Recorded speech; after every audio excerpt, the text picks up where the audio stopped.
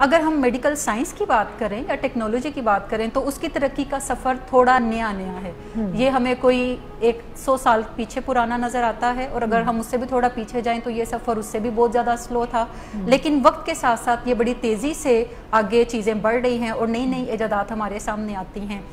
متس جو ہوتے ہیں یہ کوئی فوک وزڈم ہے جو سیانے لوگوں نے تب بنایا تھا جب سائنس نہیں تھی. اور یہ folk wisdom some how help کرتا تھا کسی ایک مسئلے کو کسی ایک نقطے تک لے کر آنے کے لیے کہ یہ سٹارٹنگ پوائنٹ ہے، اگر یہ سوچ لیا جائے تو اس سے زندگی میں کچھ آسانی پیدا ہوگی. اگر ہم 200 سال پیچھے کی بات کریں یا 250 سال پیچھے کی بات کریں یا 500 سال پیچھے کی بات کریں تو بہت ساری ایسی غلط العام چیزیں تھیں جنہیں حقیقت کنسیڈر کیا جاتا تھا. لیکن سائنس نے آ کر ان تمام غلط العام چیزوں کو یا ان متس کو، جب سائنس نہیں تھی تو در حقیقت وہ حقیقت ہی تھی، انہیں کاؤنٹر کرنا شروع کیا اور بتایا کہ اس کے بجائے سچائی کچھ اور ہے. جب ہم نشے کی بیماری کے علاج کی بات کرتے ہیں کہ جب تک لوگ خود راضی نہیں ہوں گے علاج کے لیے تو ان کا علاج ممکن نہیں ہے.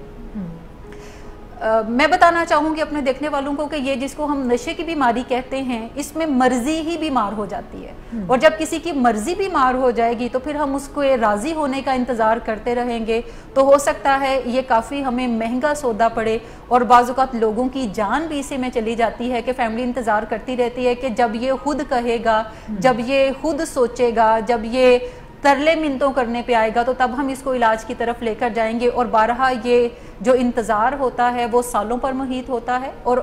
ایوریج سائنس یہ کہتی ہے کہ جو بھی لوگ علاج کے لیے آتے ہیں وہ تقریباً 7 سال آن ایوریج گھر کے اندر ان چیزوں کو خود مینیج کرتے کرتے علاج میں آنے کی طرف آتے ہیں. بعض لوگ 10 سال کے بعد علاج میں آتے ہیں، بعض لوگ 15 سال علاج میں آتے ہیں. سائکیٹرک النیس اس کے بارے میں ہے کہ جب تک وہ انٹریٹڈ رہیں گی وہ خرابی ہی کر رہی ہیں اور ڈے بائی ڈے ورس ہوتی جا رہی ہیں، اور ان کو ٹریٹ کرنا بعض اوقات مشکل ہے، یا ٹریٹمنٹ کے دوران بہت سارے آپ کے وائٹل آرگنز جو ہیں انٹریٹڈ رہنے کی وجہ سے وہ ڈیمیج ہونے کی طرف جا سکتے ہیں. اگر ہم میڈیکل سائنس کی بات کریں یا ٹیکنالوجی کی بات کریں تو اس کی ترقی کا سفر تھوڑا نیا ہے. یہ ہمیں کوئی 100 سال پیچھے پرانا نظر آتا ہے، اور اگر ہم اس سے بھی تھوڑا پیچھے جائیں تو یہ سفر اس سے بھی بہت زیادہ سلو تھا. لیکن وقت کے ساتھ ساتھ یہ بڑی تیزی سے آگے چیزیں بڑھ رہی ہیں اور نئی نئی ایجادات ہمارے سامنے آتی ہیں. متس جو ہوتے ہیں یہ کوئی فوک وزڈم ہے جو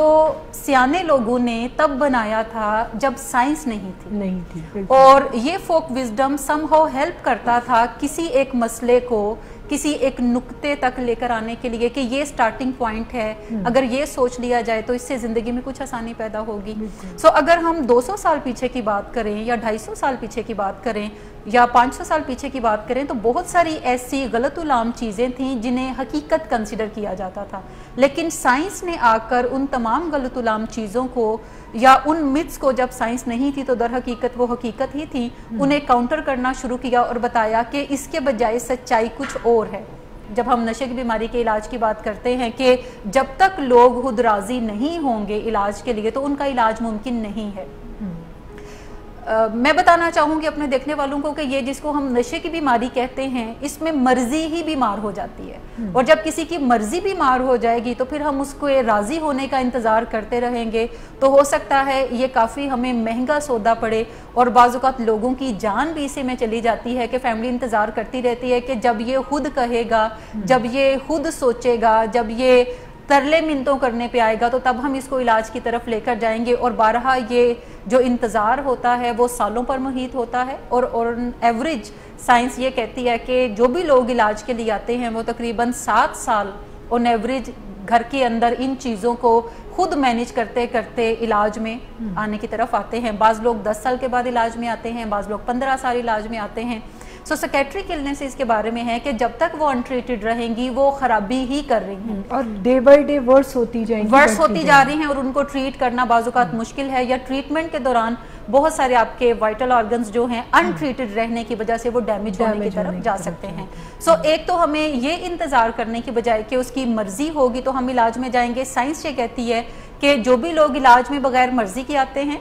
جو بھی لوگ مرضی کے ساتھ آتے ہیں، اور جو بھی لوگ کورٹ آرڈرز کے تھرو آتے ہیں. اب آپ سن کے حیران ہوں گے کہ پاکستان میں بھی پیرنٹس کورٹ آرڈرز لیتے ہیں اور कोर्ट ऑर्डर्स लेकर वो अपने मरीजों को इलाज में लेकर जाते हैं ताकि बाद में बच्चे उन्हें ये ना कहें कि जी मेरी मर्जी के खिलाफ क्यों लेकर गए। सो बाकायदा इसके लिए कोर्ट में रिट दायर की जाती है और कोर्ट बड़ी आसानी से आपको इजाज़त देता है कि आपका चूंकि बच्चा है आप इसके इलाज के लिए इसकी मर्जी के खिलाफ भी जा सकते हैं। सो इन तीनों तरीकों से जब आप किसी को इलाज में लेकर आते हैं तो नताइज तकरीबन सेम ही होते हैं। और अक्सर मैंने देखा है प्रैक्टिकल एक्सपीरियंस के थ्रू कि जो भी लोग मर्जी से इलाज में आते हैं उनकी मर्जी 5-6 दिनों के बाद खत्म हो जाती है और कहते हैं अब हम मर्जी से आए थे तो अब हमें मर्जी से जाने भी दें। वो इलाज भी मर्जी का चाहते हैं। हाँ, मर्जी से अब हमें जाने भी दें, जबकि जो मरीज बगैर मर्जी के इलाज में लाए जाते हैं उनकी मर्जी चूंकि बनाई जाती है इलाज के दौरान तो बड़ी तेजी के साथ उनकी मर्जी बनना शुरू हो जाती है और जब वो इलाज से डिस्चार्ज के प्रोसेस में आते हैं तो वो ये इरादा शो करते नजर आते हैं कि अब वो क्लीन रहना चाहेंगे, अब वो अपनी जिंदगी को सोबराइटी के साथ लेकर आगे चलना चाहेंगे। इसके अलावा साइंस अब ये भी तरीके वजह करती है कि अगर किसी मरीज की मर्जी नहीं है तो उसकी मर्जी इलाज से बाहर भी आप कैसे बना सकते हैं, जिसको हम फैमिली इंटरवेंशन का नाम देते हैं कि जिसमें अहले खाना मिलकर मरीज की जिंदगी में दखल अंदाजी करते हैं पॉजिटिवली और उसकी मर्जी को बनाते हैं, यानी उसके अंदर ट्रीटमेंट सीकिंग बिहेवियर जो हैं वो जेनरेट करने की तरफ जाते हैं। जब वो इनेबलिंग को रोकते हैं, जब वो प्रोवोकेशन को रोकते हैं, जब वो रिस्पेक्ट और रिगार्ड को ज्यादा ऊपर लेकर जाते हैं, जब वो पेशेंट की डिग्निटी को प्रिजर्व करते हुए उससे बातचीत करना सीखते हैं तो आहिस्ता आहिस्ता मरीज की मर्जी जो है वो बनना शुरू हो जाती है। सो ये तमाम तरीके मौजूद हैं जिसके दौरान मरीज की मर्जी भी बनाई जा सकती है, मरीज को बगैर मर्जी के भी इलाज में लाया जा सकता है और उससे नताइज जो है वो आपको तकरीबन सिमिलर ही नजर आएंगे। विल पावर कितना कोई रोल प्ले करती है?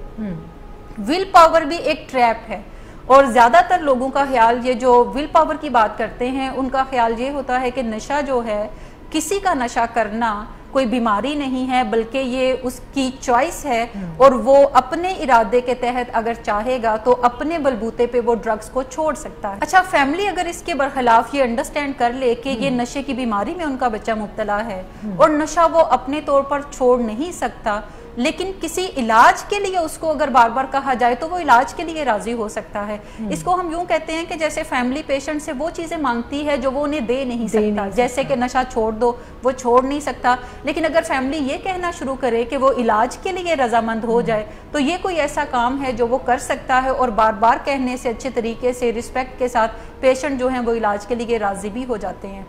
सेकेंडली हमें ये भी देखना है कि जो काम विल पावर के बलबूते पे नहीं हो सकता तो वो स्किल्स सीख कर हम जरूर करने की तरफ जा सकते हैं और जब भी किसी को ट्रीटमेंट में इंडक्ट किया जाता है तो बेसिकली उसके स्किल सेट को इनहेंस किया जाता है। स्किल सेट से मुराद है कि उसको क्रेविंग मैनेजमेंट की ट्रेनिंग दी जाती है, उसे अपनी बीमारी के बारे में सिखाया जाता है, उसे सिखाया जाता है कि रिलैप्स से कैसे बचा जा सकता है, रिकवरी को वो मुनज़्ज़म कैसे रख सकते हैं, इसके साथ साथ अपने अहले खाना के साथ ताल्लुकात कैसे बेहतर कर सकते हैं और अपने लाइफ स्टाइल के अंदर पॉजिटिव चेंजेस कैसे लाकर वो नशे को बहुत पीछे की कोई चीज़ बना सकते हैं और अपनी ज़िंदगी को बामकसद और सेहतमंद बनाकर बहुत आगे की तरफ सफ़र वो तय कर सकते हैं।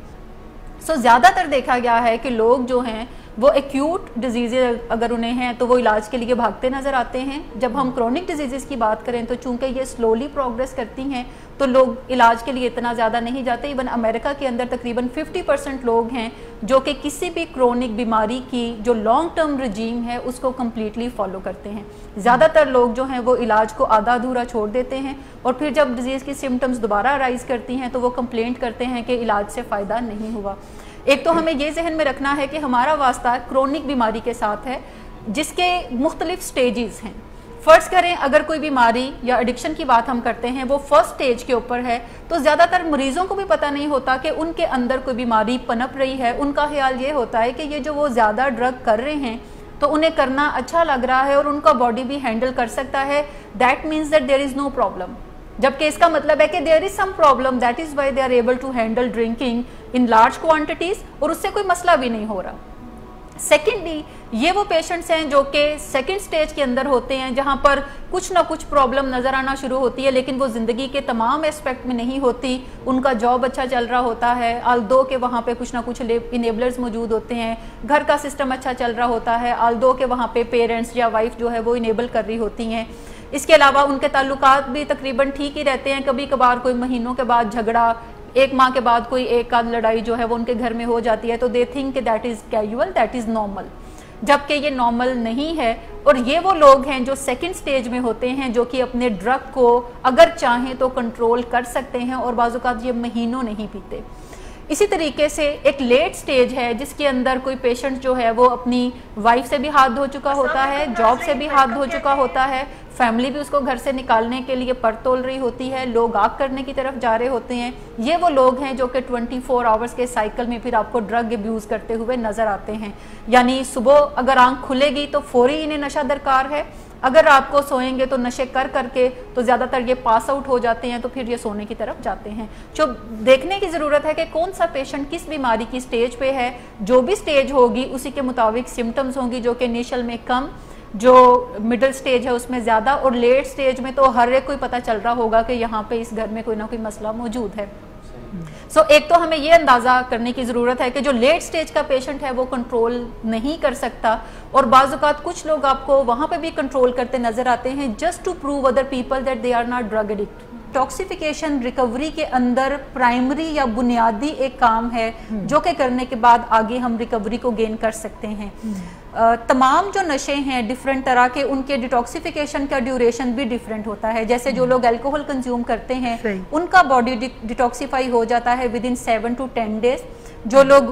ہیروئن استعمال کرتے ہیں ان کا باڈی بھی 2 weeks کے اندر ڈیٹاکسیفائی ہو جاتا ہے. لیکن جو لوگ چرس کے ایڈکٹ ہوتے ہیں ان کا باڈی تقریباً 28 days لیتا ہے ڈیٹاکسیفائی ہونے کے لیے. اور اسی طرح جو لوگ اوپیم کے ایڈکٹ ہوتے ہیں ان کا باڈی تقریباً 45 days لیتا ہے ڈیٹاکسیفائی ہونے کے لیے, اور ان کا جو وڈرال ہوتا ہے وہ پروٹریکٹڈ ہوتا ہے. وڈرال سے مراد ہے علامات پسپائی, جو کہ کوئی بھی نشہ فوری طور پر چھوڑنے کے بعد پیدا ہوتی ہیں, اور ان کا علاج جو ہے وہ کسی نہ کسی میڈیسن کے through under the supervision of doctor جو ہے وہ کرنے کی ضرورت ہے. بہت سارے لوگوں کا خیال یہ ہے کہ ڈیٹاکسیفیکیشن کے لیے کولڈ ٹرکی کا میتھڈ استعمال کر لیں. کولڈ ٹرکی سے مراد ہے کہ آپ کوئی بھی دوائی استعمال نہ کریں اور آپ بار بار بات لیں ٹھنڈے پانی سے, اور اس سے آپ کی جو تکلیفیں ہوں گی وہ ود ان ڈیز جو ہے وہ ٹھیک ہو جائیں گی. لیکن یہ کافی ڈینجرس کام ہے اگر آپ اسے گھر پہ کرنا چاہتے ہیں یا without the supervision of doctor کرنا چاہتے ہیں, بیکاز ڈیٹاکسیفیکیشن ایک ایسا پروسیس ہے اگر اس کو اچھے طریقے سے ہینڈل نہ کیا جائے تو اٹ کین کل یو. یہ اتنا ڈینجرس پروسیس ہے. اس کو ہمیشہ جب بھی کرنے کی طرف جائیں تو under the supervision of medical doctors کرنا چاہیے, تاکہ وہ آپ کی میڈیکیشن اس طریقے سے ارینج کر سکے کہ آپ جو ہیں کم سے کم تکلیفوں کے ساتھ اپنے علاج کو سموتھلی جو ہے وہ لے کر جا سکیں. اچھا, دوسری اہم بات یہ ہے کہ ڈیٹاکسیفیکیشن محض ہو جانا علاج نہیں ہے. یہ علاج کا کوئی ایک بنیادی شک ضرور ہے جو کہ 10% کام کرتی ہے, 90% کام جو ہے وہ آپ نے اس کے بعد کرنا ہے, اور وہ کام ہے کہ آپ سائیکو ایجوکیشن میں جاتے ہیں, انٹینس کاؤنسلنگ پروسیس میں رہتے ہیں, چاہے آپ آؤٹ ڈور علاج میں ہیں چاہے آپ انڈور علاج میں ہیں, جس کے دوران آپ سیکھتے ہیں کہ کس طرح کے مسئلے میں آپ گرفتار ہیں, کیا چیزیں ہیں جو کہ ہیلپ کر سکتے ہیں, اور آپ اپنے اسکل سیٹ کو انہینس کرتے ہیں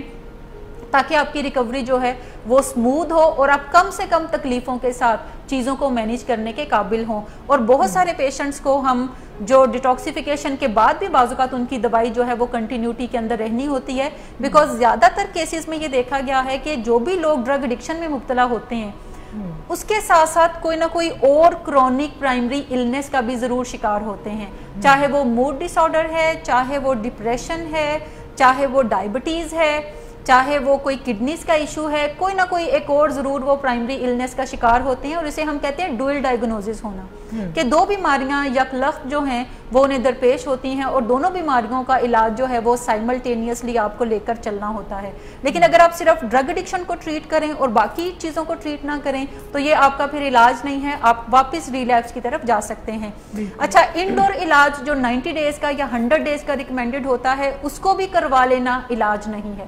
آپ علاج کے ایک حصے سے نکل کر دوسرے حصے میں شفٹ ہو جاتے ہیں جس کو ہم آفٹر کیئر یا آؤٹ ڈور علاج کہتے ہیں, اور یہ علاج آپ کا تقریباً 2 سال تک چلتا ہے, اور اس دوران آپ اپنی زندگی کو بامقصد بھی بنا لیتے ہیں, صحت مند بھی بنا لیتے ہیں, اپنی آپ مینٹل ہیلتھ کو ریگین بھی کر لیتے ہیں, کیونکہ ریکوری سے مراد ہے کہ جو ڈیمیجز آپ کے ایکٹیو ایڈکشن میں ہوئے آپ 1 by 1 کر کے وہ ریکور کر لیتے ہیں. جو جسمانی ڈیمیج ہے بظاہر ہیلتھ جو خراب ہے وہ جلدی ریکور ہو جاتی ہے, جبکہ مینٹل ہیلتھ جو ہے اس کو تھوڑا لمبا عرصہ لگتا ہے ریکور ہونے کے لیے. بٹ انفارچونیٹلی ہمارے یہاں پہ ابھی جتنے بھی لوگ ایڈکشن کی بیماری کے علاج سے متعلقہ ہیں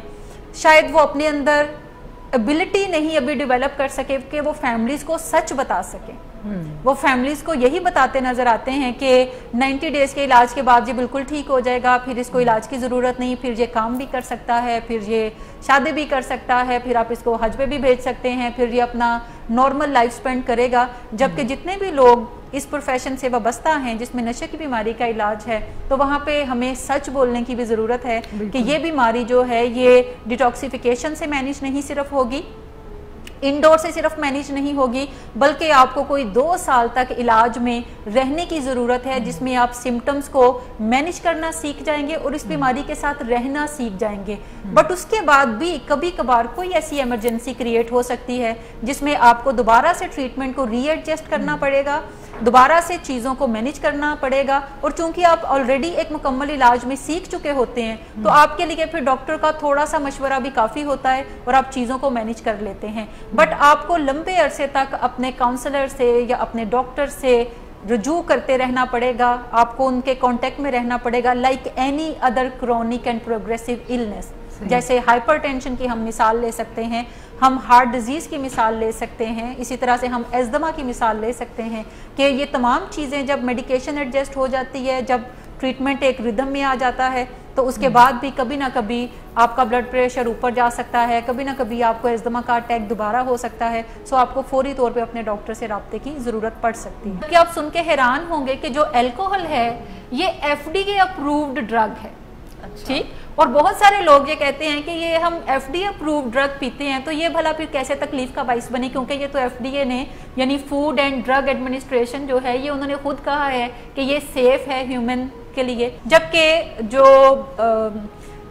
الکوہل کی جو آرگنائزیشن ہے, national organization alcohol abuse and alcoholism, وہ کوانٹٹی کو متعین کرتے ہیں کہ کوئی بندہ اگر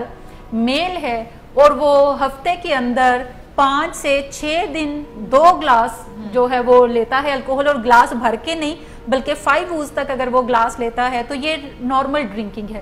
لیکن اس سے اگر وہ بڑھائے گا تو پھر یہ ہارملیس ڈرنکنگ ہوگی, اور اس سے بھی زیادہ اگر بڑھے گا تو یہ ابیوز ہوگا, اور اس سے بھی زیادہ ہوگا تو یہ الکوہلزم ہوگا. اسی طرح خواتین کے لیے بھی ایک محدود مقدار متعین ہے کہ یہ نارمل یا ریگولر ڈرنکنگ ہے. اس سے زیادہ بڑھیں گے تو آپ سمجھیں کہ آپ پرابلم ایریا کے اندر